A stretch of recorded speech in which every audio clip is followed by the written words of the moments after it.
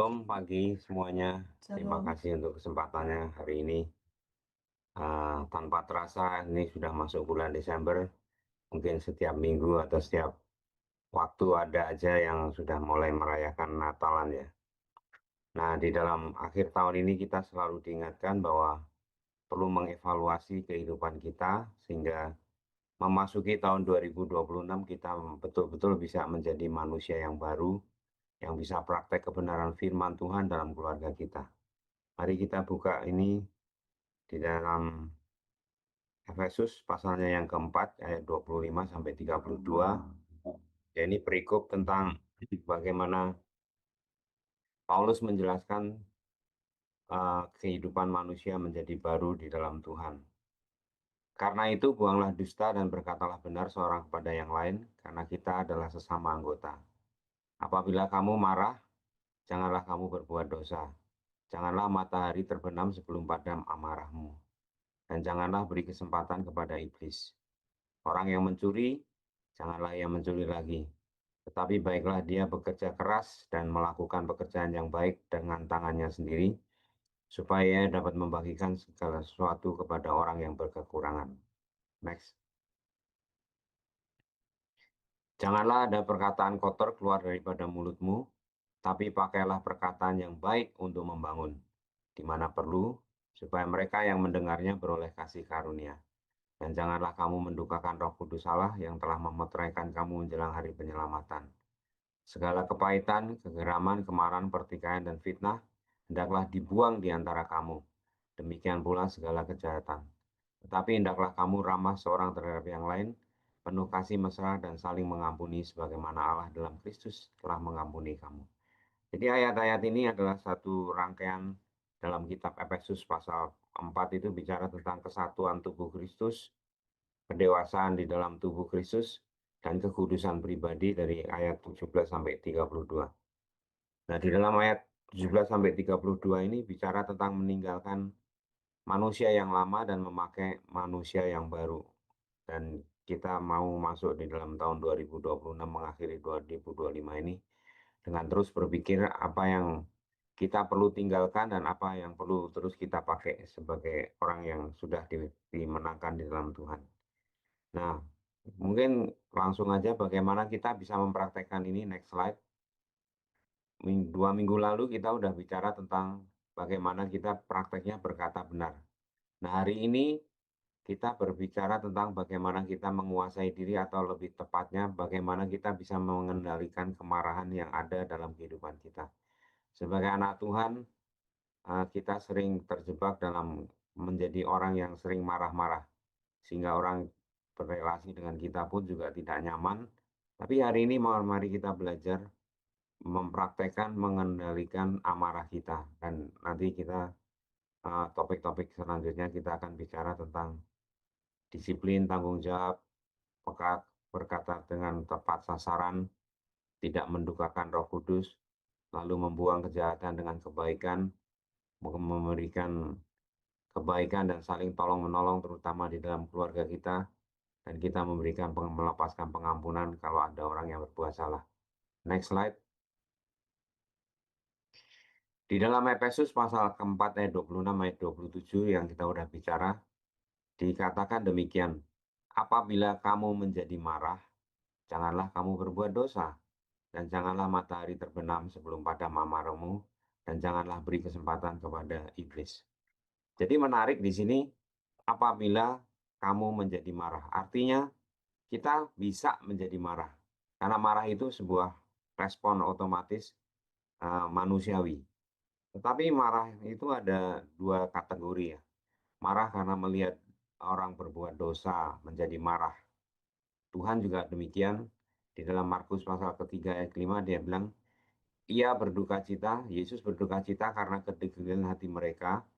Mereka ini adalah orang-orang Farisi. Dan dengan marah dia memandang sekelilingnya. Ini bicara tentang ada orang yang mau disembuhkan di hari Sabat. Orang Farisi hanya melihat sebuah hukum, tapi Tuhan ada belas kasihan untuk menyembuhkan orang. Dan dia marah. Tapi marahnya adalah karena dia melihat ketidakpedulian orang Farisi terhadap penderitaan orang lain. Ini marah yang Tuhan ekspresikan dalam kehidupannya. Tapi kita bisa menjadi marah macam-macam ya, karena kita egois, kita kemudian mau mengontrol orang lain, tapi tidak bisa. Kita merasa tidak dihormati, atau kemudian kita bahkan ada orang yang perfeksionis, apa-apa maunya perfect ya, sempurna, dan kita bisa menjadi marah. Atau kadang marah itu karena kita stres, capek, lapar ya, kita bisa jadi mudah marah. Kemudian juga mungkin pengalaman masa lalu dengan keadaan atau orang tertentu, kita bisa menjadi marah, macam-macam. Nah, tapi di sini firman Tuhan mengajarkan kita jangan berbuat dosa. Artinya, kita boleh marah tapi jangan bikin dosa. Nah, berdosa itu macam-macam, ya, menjadi benci, menjadi kita tidak bisa berkomunikasi dengan baik dan kemudian membalas dan sebagainya. Tapi membenci dosanya bukan manusianya. Setiap kita adalah orang yang punya kelemahan dan kita perlu sadar itu, baik diri kita maupun orang lain. Tapi kita harus membenci dosanya, baik dosa yang kita perbuat maupun dosa yang dibuat oleh orang lain. Dan kemudian berikutnya, jangan matahari terbenam. Ini artinya menyelesaikan sebelum malam. Karena kita ingat juga bahwa iblis itu pada malam hari menabur benih-benih yang lain, yang bisa membuat kita makin hati kita menjadi hati yang penuh dengan dosa. Nah, jadi jangan simpan lebih dari 1 hari. Ini satu komitmen, biarlah kita punya komitmen untuk menyelesaikan segera. Karena kalau kemarahan tidak diselesaikan itu akan menumpuk dan akan sulit untuk mengatasi kemarahan. Dan kemudian firman Tuhan bilang, dan jangan beri kesempatan kepada iblis. Kenapa? Karena kalau kita tidak atau kita membiarkan kemarahan, maka bisa muncul akar pahit. Di dalam Ibrani 12 ayat 15 katakan, jagalah supaya jangan ada seorang pun menjauhkan diri dari kasih karunia Allah, dan jangan tumbuh akar yang pahit yang bisa merusak kehidupan kita. Jadi kemarahan itu ketika tidak diselesaikan dengan cepat, dengan baik, dengan rekonsiliasi, maka itu bisa membuat akar pahit di dalam kehidupan kita. Next slide. Nah, bagaimana kita melakukannya? Pertama, kita perlu cepat mendengar, lambat berkata-kata, dan lambat untuk marah. Ya, ini kan juga ada ayatnya. Kemudian selesaikan segera, ya, dan ingat boleh marah tapi tidak melukai. Nanti itu apa tuh yang tidak melukai? Nanti kita akan lihat. Kemudian jagalah kesatuan. Ya, jadi kemarahan yang tidak terselesaikan itu bisa menjadi pintu bagi si iblis. Ya, jadi jangan buka celah, jangan buka pintu untuk si musuh masuk, tapi kita perlu menjaga kesatuan yang sudah selama ini kita bangun. Oke, next slide. Nah, coba kita lihat bagaimana cepat mendengar, lambat berkata-kata.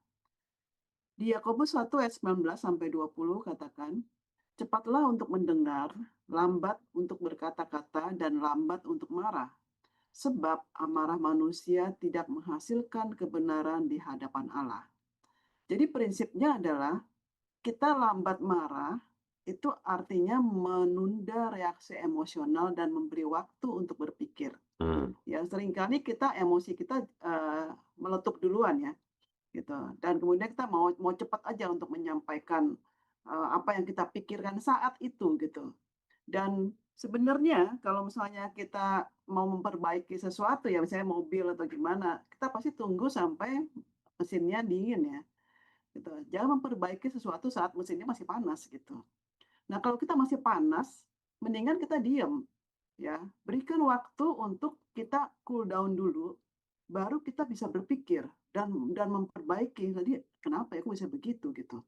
Ya, jadi saya sarankan benar-benar diem deh ya, karena emosi kita akan mendrive semua kata-kata kita dan itu tuh biasanya udah tidak ada hikmat yang benar dari situ. Marah itu mematikan logika, sedangkan kesabaran menghidupkan kembali. Ya, jadi kita perlu untuk menunda memberikan satu kata-kata pada saat kita sedang konflik.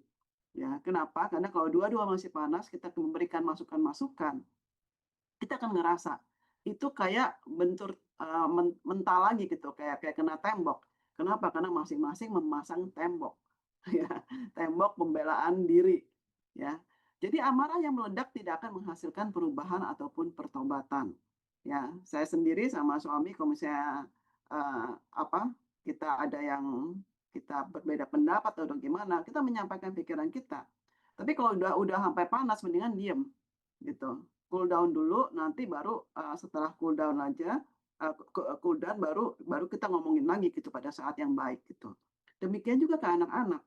Ya kalau kita sudah tidak senang atau gimana, ya ini kamu kok kayak begini-begini, ya kemudian dia balas lagi kan, wah tapi mendingan udah diam dulu, dicerna dulu, kenapa ya dia kayak gitu ya, setelah itu baru kita balik lagi dan kita ngomong, itu yang tadi ya, gitu. Atau kita tidak marah, cuman rasanya tuh kayaknya kita belum siap karena kita nggak tahu mesti ngomong apa. Dipendam sampai besok, kita karena kita sedang memproses dulu juga nggak apa-apa, itu bukan kemarahan yang dipendam, bukan. Tapi kita sedang memproses data semua, ya kenapa saya nggak suka, kenapa, ada apa nih? Nah, akhirnya kita menemukan, kemudian kita ajak ngomong, "Boleh nggak saya bicara lagi sama kamu, soal yang kemarin?" "Oh belum kelar, Mam." Ya, ya bukannya belum kelar, maksudnya ada hal-hal yang saya sedang berpikir, bisa nggak kita rubah seperti ini dan seperti itu. Dan biasanya anak pun sudah lebih siap, ya anak-anak kami sudah besar-besar ya, sudah, umumnya sudah pada kerja gitu. Jadi ini enak-enak banget untuk berbicara seperti itu karena orang dewasa ke orang dewasa. Jadi di dalam pernikahan ataupun parenting, kita perlu mendengarkan dulu sampai selesai dan tahan keinginan untuk langsung menegur.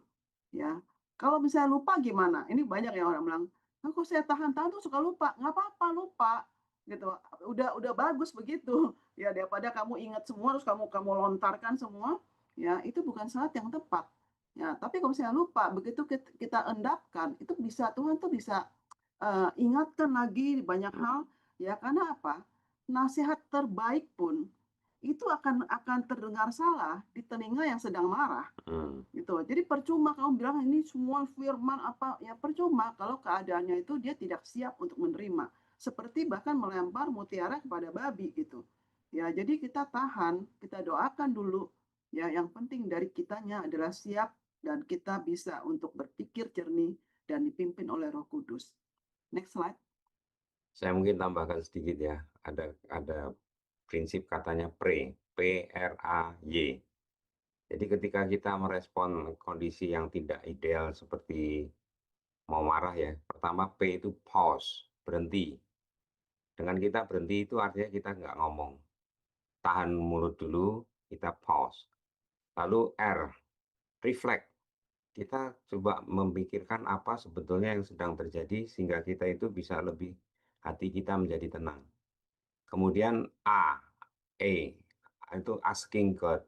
Jadi kita tanya Tuhan, kita tanya Roh Kudus tentang situasi ini dan yang terakhir Y, pray, yield, menyerahkan hak kita untuk marah, menyerahkan kemauan kita tapi kepada kehendak Tuhan. Jadi ingat ketika kita sedang marah, pray, berdoa, pause, reflect, asking Holy Spirit, dan kemudian yield, menyerahkan kepada Tuhan. Itu mungkin tambahan saya. Yang kedua adalah segera menyelesaikan. Prinsipnya seperti ini. Tunda penyelesaian, maka makin besar masalahnya, ya. Nah, seperti apa itu? Kemarahan tuh jadi seperti api kecil yang kalau tidak dipadamkan dia bakal membakar seluruh rumah, Mm-mm. ya. Dia bukannya lilin tapi ada api kecil ya, mungkin dikeset atau gimana, lalu kita, "Ah, nggak apalah kecil ini." Ya akhirnya kesetnya kebakar semua dan kebakarlah satu bupet, semuanya hanya satu rumah kebakar. Jadi jangan membiarkan kemarahan menguasai kita lebih dari 1 hari. Sebab iblis akan menunggu malam untuk menabur kepahitan. Ya ini satu apa ya, istilah ya gitu ya. Saya sendiri pernah mengalami hal-hal tersebut ya di awal-awal pernikahan kami gitu. Karena, suami saya nih kan orangnya, apa ya, cuek gitu ya. Jadi menurut dia, semuanya kayaknya oke-oke aja gitu. Sedangkan menurut saya itu tidak oke-oke aja. Tapi saya tidak menyampaikan gitu ya, kalau ada masalah-masalah saya diam gitu ya, silent treatment modelnya. Nggak benar juga itu yang kayak begitu ya. Nah, Kalau saya diamkan begitu, lalu dia diam oleh karena dia nggak tahu, dia pikir semuanya oke-oke aja. Maka itu pikiran tuh besok tuh udah mulai nih, ya dia emang ya keterlaluan terus mulai tuh, iblis tuh mulai ngeluarin lagi nih. Ingat nggak waktu itu? Dia juga begitu loh. Ingat nggak? Iya bener juga ya.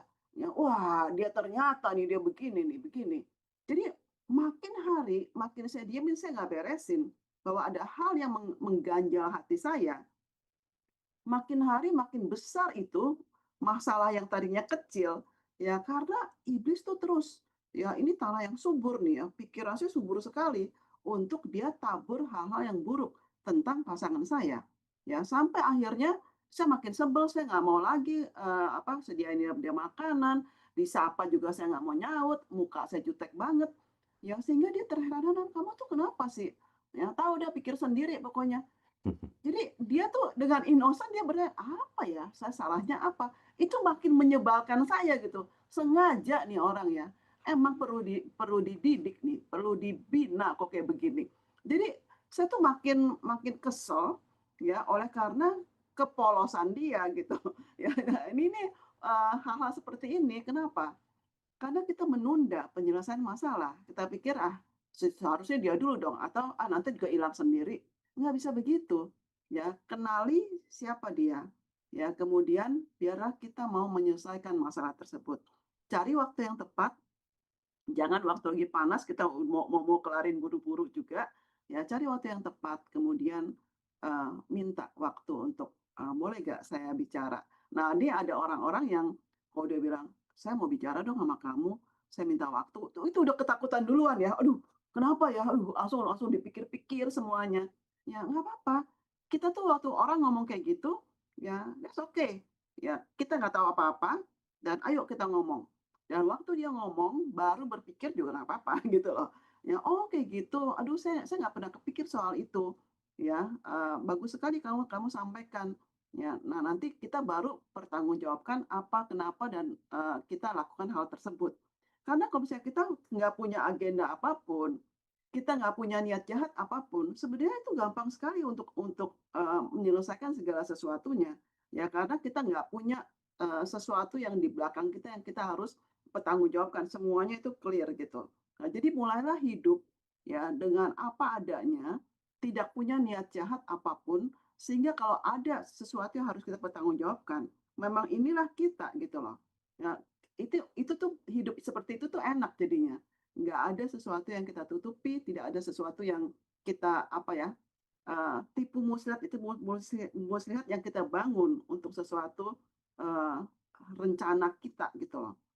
Dengan kata lain, kita tidak bermain politik di dalam kehidupan relasi kita, gitu. Dan di Oke, dalam membangun satu keluarga biasanya suami itu lebih cenderung untuk tidak banyak ngomong, tapi sebagai problem solving ya. Ini secara umum ya. Nah, sedangkan istri itu adalah connection seeking. Jadi mencoba membangun satu relasi. Sehingga biasanya yang ngomong, "Kok kamu ini ribut terus?" Itu suami. Jadi rasanya istri itu cerewet gitu ya. Tapi istri merasa, "Kok dia nggak peduli sih?" Sehingga nggak diberesin. Jadi suami dan istri itu punya perbedaan cara melihat persoalan tuh sehingga ini bisa membuat, kemarahan makin menjadi panas gitu ya. Tapi mari kita hari ini belajar untuk menyadari bahwa ada satu perbedaan yang perlu kita sendiri terima, sehingga itu membuat kita makin mudah untuk menyelesaikan marah. oke next slide. Marah tanpa melukai. Efesus 4 ayat 26 katakan, "Apabila kamu menjadi marah, janganlah kamu berbuat dosa." Jadi marah yang benar, caranya benar, hasilnya pun akan menjadi benar. Nah, apa arti tidak melukai?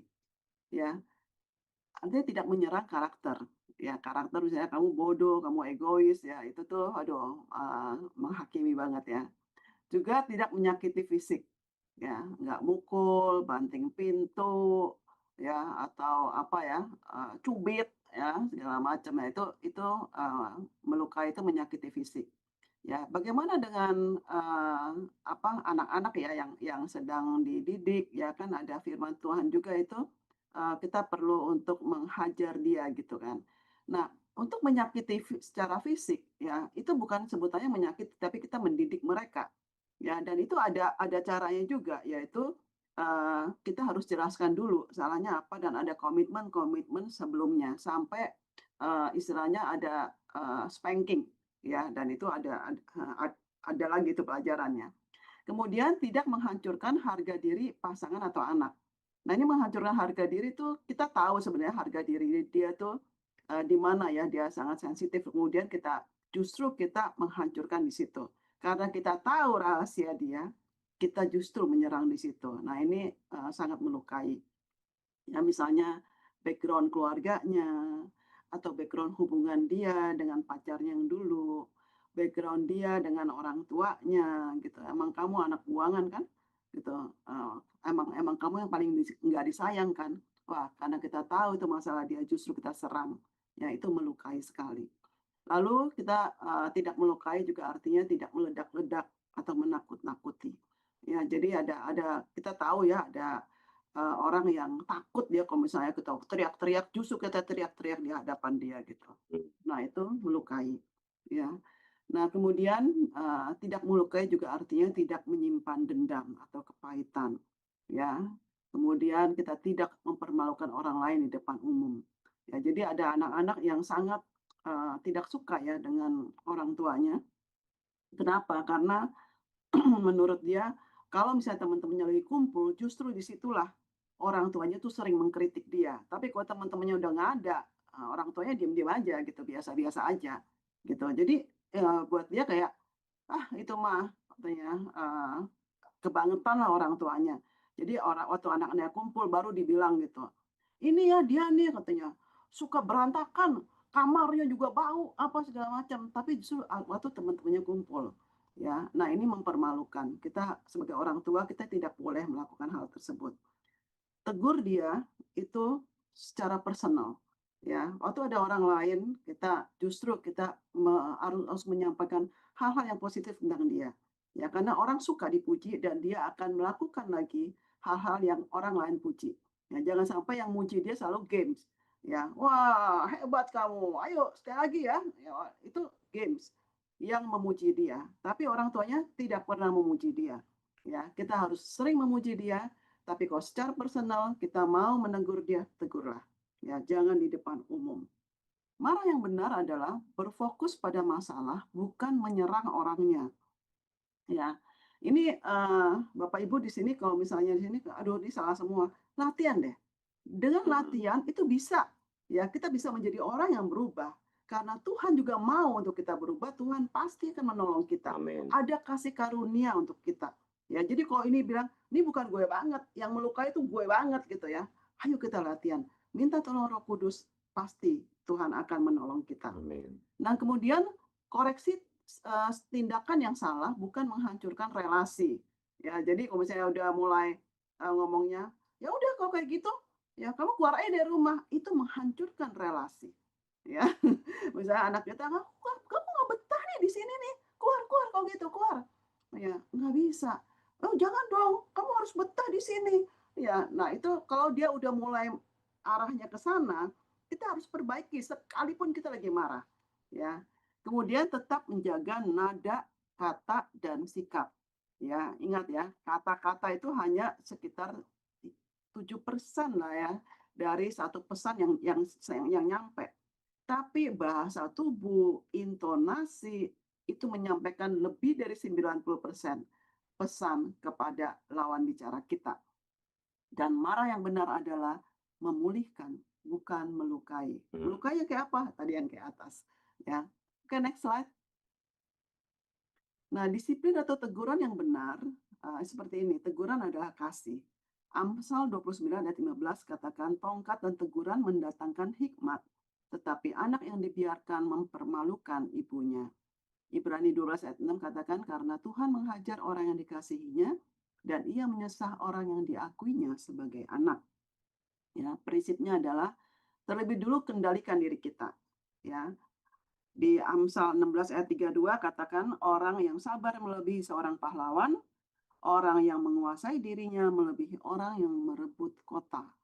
Ya, ini yang tadi, saya bilang ya, mendingan diem dulu, dengar dulu seperti apa, ya. Kalau kita mau, spanking anak gitu ya misalnya ya, memberikan satu disiplin dengan secara fisik, ya, kita tidak boleh dalam kondisi yang marah, Hmm, ya.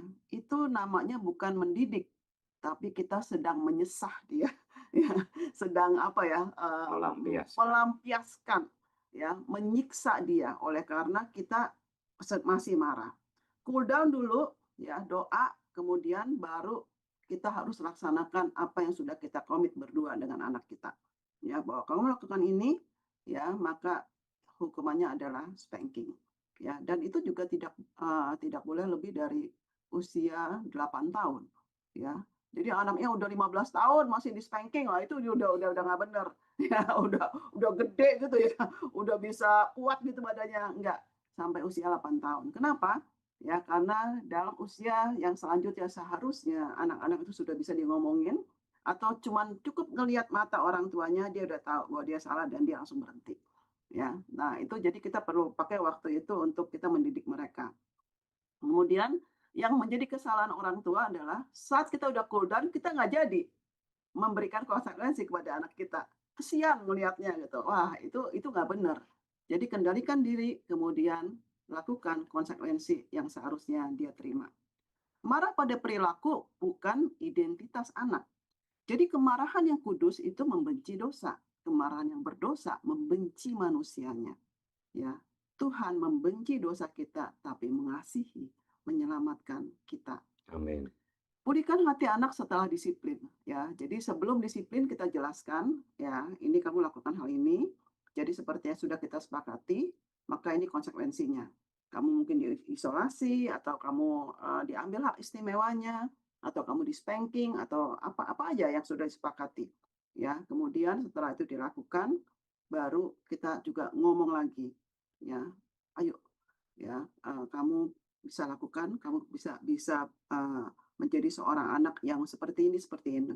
Mami akan papi akan mengingatkan kamu bersama dengan kamu." Ya, jadi tetap hubungan tetap dijaga. Ya, bukan malah jadi nggak ngomong, ya, biar aja dia gini, cari makan sendiri sana, nggak begitu. Ya, itu bukan disiplin. Ya, itu pelampiasan. Jadi marah, disiplin, teguran yang benar itu selalu membawa pertobatan dan pemulihan. Ya, Baik di dalam mendidik anak atau di dalam relasi kita dengan pasangan atau relasi dengan orang lain, pasti ada sesuatu pemulihan dan pemberesan dan kita makin menjadi dewasa di dalam Tuhan, itu tujuannya. oke, next slide. Nah, ini yang terakhir, menjaga kesatuan, tunduk kepada Allah. Yohanes 17 ayat 21, supaya mereka semua menjadi satu sama seperti Engkau ya Bapa, di dalam aku dan aku di dalam Engkau. Jadi kesatuan itu tidak mungkin tanpa hidup rohani yang sehat. Dengan doa dan hati yang tunduk kepada Allah. Jadi itu harus ada ya, sehingga kita bisa merasakan hati Tuhan dan kita mau lebih menjaga kesatuan daripada satu apa ya, tuntutan atau kesempurnaan perfeksionisnya kita gitu.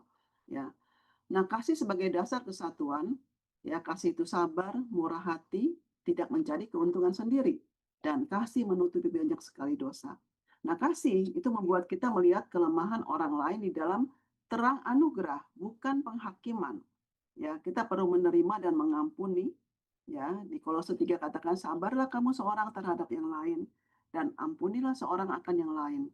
Di atas semuanya itu, kenakanlah kasih sebagai pengikat yang mempersatukan. Nah, ini di bulan Desember ini, mungkin banyak ya anak-anak pada ngumpul di rumah, libur gitu ya, jalan bareng sama-sama. Kita perlu untuk, tidak membesar-besarkan satu kesalahan-kesalahan yang remeh, yang receh gitu ya. Tapi yang penting kesatuan, yang penting kebersamaan.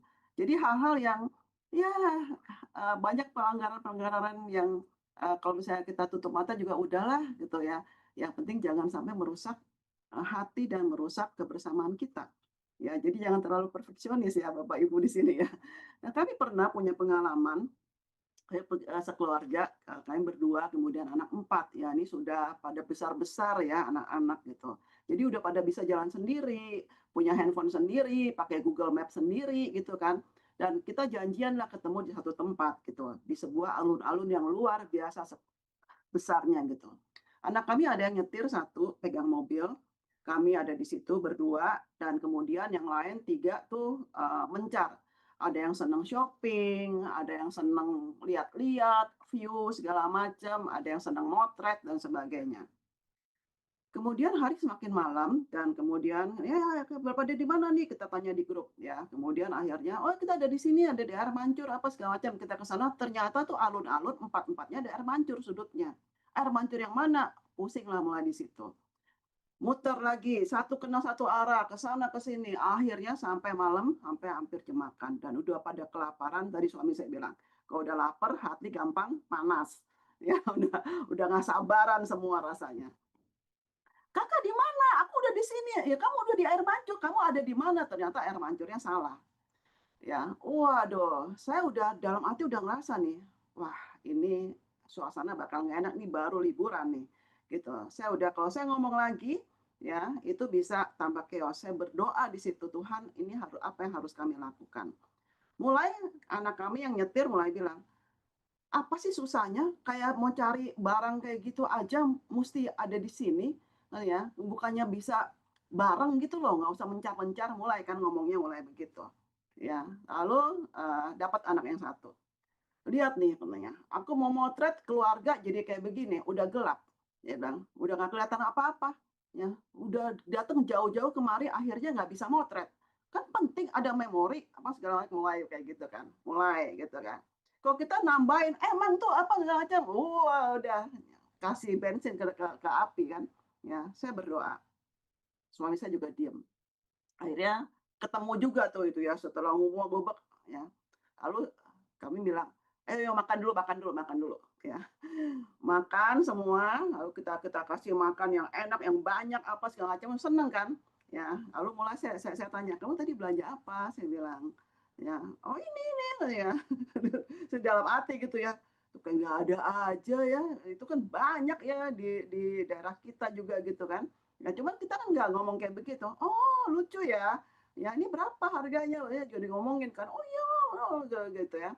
Ya Kakaknya yang nyetir tuh yang udah kecapean, habis makan kan seger, ya. Oh, kayak ikut dengerin aja gitu, ketawa-ketiwi gitu kan. Akhirnya jadi enak. Hmm. Begitu selesai, lihat nggak, Tuhan memberkati dengan udara yang cerah, ternyata lampu-lampu di alun-alun tuh nyala semua dan kita punya foto keluarga yang, wah beautiful sekali, bagus banget.